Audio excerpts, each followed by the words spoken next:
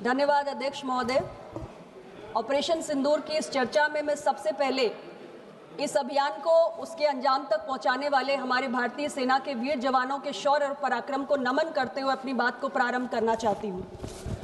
अध्यक्ष महोदय, 22 अप्रैल को पहलगाम में हम सब ने आतंक का जो बीभत्स और क्रूर रूप देखा, उसने पूरे देश की आत्मा को झकझोरने का काम किया और पूरा देश एक स्वर में उठकर खड़ा हुआ कि इस आतंकी घटना के विरुद्ध कड़ी से कड़ी कार्रवाई हो। और पाकिस्तान ने भारत की संप्रभुता को चुनौती देने वाला जो दुस्साहस किया, भारत की सेना ने उसे बहुत ही कड़े शब्दों में मुंहतोड़ जवाब देने का काम भी किया। विश्व के इतिहास में ऐसा पहली बार हुआ कि केवल 22 मिनट के अंदर 9 हाई वैल्यू आतंकी लॉन्च पैड को ध्वस्त कर दिया गया। अध्यक्ष महोदय, आतंकियों ने कभी कल्पना भी नहीं की होगी कि भारत इतनी कड़ी कार्रवाई करेगा। 100 से अधिक आतंकी मौत के घाट उतर गए और दशकों से जो आतंकी पाकिस्तान में रहकर भारत के खिलाफ साजिशें करने का दुस्साहस करते थे, वो सब अल्लाह को प्यारे हो गए। और जो रही बची कसर थी, जिसको लेकर हमारे विपक्ष के साथी सवाल उठा रहे थे कि जो बैसरन घाटी में आए उनका क्या हुआ, ऑपरेशन महादेव ने उनका भी हिसाब किताब चुकता कर दिया। अध्यक्ष महोदय, हमारे विपक्ष के साथियों को मैंने कहते हुए सुना कि जब पहलगाम की घटना हुई तो प्रधानमंत्री जी पटना में रैली को संबोधित कर रहे थे। मैं उनको कहना चाहती हूं कि प्रधानमंत्री जी पूरी दुनिया को संदेश दे रहे थे कि भारत किसी कीमत पर आतंक के आगे घुटने टेकने वाला नहीं है। और संकट की इस घड़ी में हमारे प्रधानमंत्री जी ने पूरे धैर्य और संयम के साथ काम करते हुए सही समय पर सही कदम उठाने की एक फुल प्रूफ योजना बनाई और ऑपरेशन सिंदूर को उसके अंजाम तक पहुंचाया। भारत आतंकवाद के प्रति जीरो टॉलरेंस की नीति अपनाता है और इसलिए हमने जब पाकिस्तान पर हमला किया तो केवल हमने आतंकी ठिकानों को निशाने पर लिया, लेकिन भारत की कार्रवाई से बौखलाए हुए पाकिस्तान ने हमारे नागरिक क्षेत्रों पर, हमारे सैन्य ठिकानों पर हमला करते हुए पूरी दुनिया के सामने अपने आप को एक्सपोज करने का काम किया। और भारत की कार्रवाई से डरे हुए पाकिस्तान ने घुटने टेककर भारत से संघर्ष विराम की भीख मांगने का काम किया है। अध्यक्ष जी, तब हमारी सरकार ने संघर्ष विराम की घोषणा की है और यह भी कहा है कि अब यह ऑपरेशन सिंदूर सिर्फ एक विराम है, पूर्ण विराम नहीं है। और भविष्य में अगर पाकिस्तान अपनी हरकतों से बाज नहीं आया तो इस बार तो उन आतंकियों के जनाजों पर रोने के लिए कुछ लोग बच गए थे, अगली बार उन जनाजों पर आंसू बहाने वाला भी कोई नहीं बचेगा। अध्यक्ष महोदय, मैं बार बार एक ही बात सुन रही हूं, हमारे विपक्ष के मित्र कह रहे हैं कि अमेरिका के राष्ट्रपति ने ऐसा कहा वैसा कहा। मुझे बहुत ताज्जुब होता है कि मेरे विपक्ष के मित्रों को अपने देश के प्रधानमंत्री क्या कह रहे हैं उस पर भरोसा नहीं है। मेरे विपक्ष के मित्रों को दूसरे देश का राष्ट्रपति क्या कह रहा है उस पर भरोसा है। यानी प्रधानमंत्री जी ने फोन पर 2 टूक कहा कि भारत ने अपनी शर्तों पर संघर्ष विराम किया है, लेकिन इन्हें उस पर यकीन नहीं है।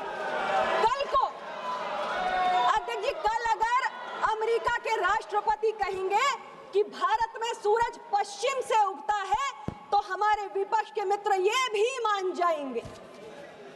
मैं विपक्ष के साथियों को कहना चाहती हूं कि भारत ने अपने रक्षा की क्षमता को अपग्रेड किया और इस ऑपरेशन सिंदूर के दौरान हमने advance super technology non contact war equipments को यूज किया, जिसमें एक था S-400 मिसाइल इंटरसेप्टर।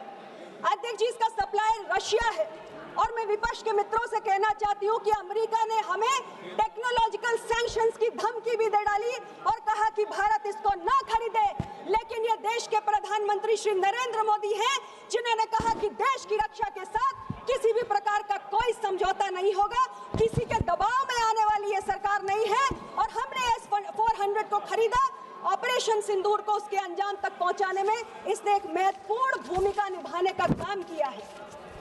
अध्यक्ष जी, मैं बार बार अपने विपक्ष के मित्रों से सुन रही हूं, वो कह रहे हैं कि विदेश नीति फेल हो गई। ये किसकी भाषा है? ये भाषा पाकिस्तान की है। वो बार बार ये बात कह रहा है कि भारत की विदेश नीति फेल हो गई और मुझे ताज्जुब होता है, मेरे विपक्ष के मित्र भी वही बात कहते हैं। और जब ये हमारे भारत विरोधी ताकतों की भाषा बोलते हैं तो मैं कहती हूँ ये रिश्ता क्या कहलाता है। अध्यक्ष जी, अभी मुझे थोड़ा बोलने दीजिए। अध्यक्ष जी, ये कहते हैं कि सर्वदलीय डेलीगेशन भेजे आपने, क्या हुआ? उन डेलीगेशन में तमाम दलों के हमारे एमपीज गए थे और कांग्रेस पार्टी से मैं कहना चाहती हूँ, इनके 3 वरिष्ठ नेता, 2 सांसद, 1 वरिष्ठ नेता उसमें गए, मैं नाम नहीं लेना चाहती। और उन्होंने कौन सा गुनाह किया?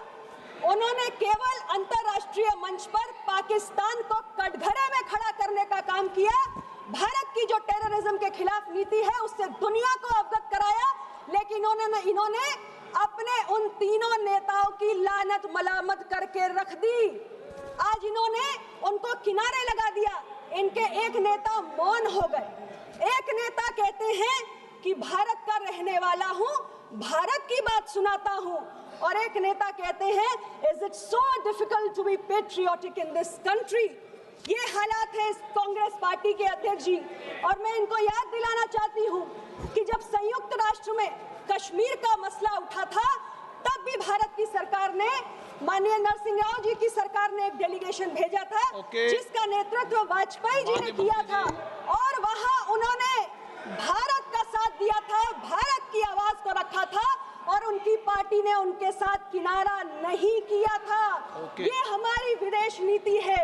और मैं अपने विपक्ष के साथियों से कहना चाहती हूँ अध्यक्ष जी कि जिस विदेश नीति के फेल होने की बात आप कर रहे हैं, उसी के चलते टीआरएफ जैसी संस्था को प्रतिबंधित किया गया है, उसे ग्लोबल टेररिस्ट ऑर्गेनाइजेशन घोषित किया गया। अध्यक्ष जी 5 मिनट, 5 मिनट, 5 मिनट, अध्यक्ष जी 5 मिनट, नहीं, मैं जरूरी बात कह रही हूँ। अध्यक्ष जी समापन करना है तो करिए, मैं नाम बुलाता हूँ। 5 मिनट अध्यक्ष जी, आप समापन करना है तो करिए। अध्यक्ष जी 5 मिनट, 5 मिनट, अच्छा 3 मिनट, आप समापन कर दीजिए। 3 मिनट, 3 मिनट समापन कर दीजिए आप। 1 मिनट अध्यक्ष जी, समापन कर दीजिए आप। अध्यक्ष जी, मैं ये कहना चाहती हूँ कि आज विदेश नीति पर सवाल उठाते हुए हमारे विपक्ष की नेता ने कहा कि जब 2008 में मुंबई में आतंकी हमला हुआ, उन्होंने तमाम तरीके की बातें कही, लेकिन उन्होंने ये नहीं कहा कि इस हमले के बाद